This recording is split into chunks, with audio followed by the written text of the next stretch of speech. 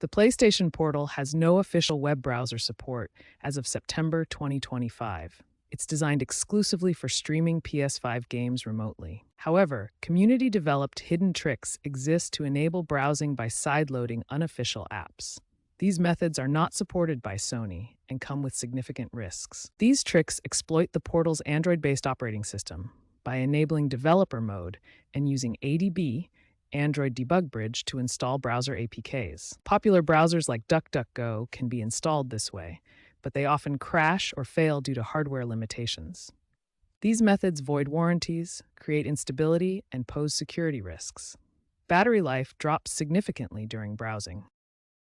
Sideloading browsers on the PlayStation Portal carries significant risks. The most serious is bricking the device, rendering it completely unusable.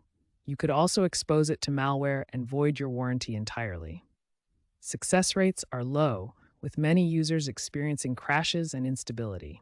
While community interest in these jailbreaks is growing, Sony is unlikely to add official browser support. The company focuses on gaming and VR integration instead. Future firmware updates could make modding easier or increase security to prevent it. Alternatives include third-party accessories like Bluetooth keyboards, but official support remains unlikely. Proceed with caution and only if you fully understand the risks.